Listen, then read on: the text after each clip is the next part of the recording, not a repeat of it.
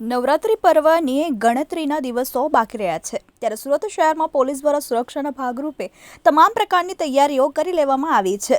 સુરતમાં 12 વાગ્યા સુધી જ લાઉડ સ્પીકર વગાડી શકાશે। આ ઉપરાંત પોલીસની શી ટીમ અલગ અલગ વિસ્તારોમાં અલગ અલગ પહેરવેશમાં ફરજ બજાવશે।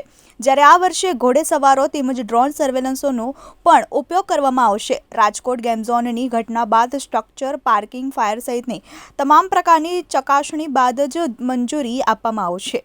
નવરાત્રી દરમિયાન સુરક્ષા વ્યવસ્થાનું મુખ્યત્વે ધ્યાન રાખવામાં આવશે। સુરત પોલીસ દ્વારા પણ કોઈ કચાશ છોડવામાં નથી આવી। શહેરમાં નવરાત્રી દરમિયાન કાયદો અને વ્યવસ્થા જળવાઈ રહે તેમજ આયોજકો પણ નિયમોનું ચુસ્તપણે પાલન કરે તે માટે સુરત શહેર પોલીસ કમિશનર કચેરી ખાતે પોલીસ કમિશનર અનુપમસિંહ ગેહલોતની અધ્યક્ષતામાં એક મીટિંગનું આયોજન કરવામાં આવ્યું હતું।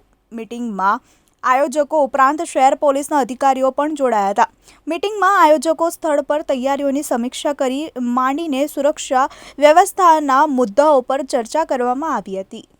आज माननीय सीपी सर की अध्यक्षता में जितने भी गरबा के आयोजक हैं उनके साथ में और सारे सीनियर अधिकारी की हाजिरी में मीटिंग हुई। तो आयोजकों की तरफ से जो शंकाएं थी, परमिशंस को लेके, मैनेजमेंट को लेके जो सवाल थे उनके संबंध में चर्चा हुई और सभी को डिटेल में बताया गया है कि डूज एंड डोंट्स के बारे में, सिक्योरिटी के बारे में, सेफ्टी के बारे में, जो परमिशंस लेनी है उन सब के बारे में चर्चा हुई। और सारे हम सूरत पुलिस परिवार जो है वो एकदम प्रतिबद्ध है कि शांतिपूर्ण तरीके से और सुरक्षित तरीके से गरबा का आयोजन सूरत सिटी में हो।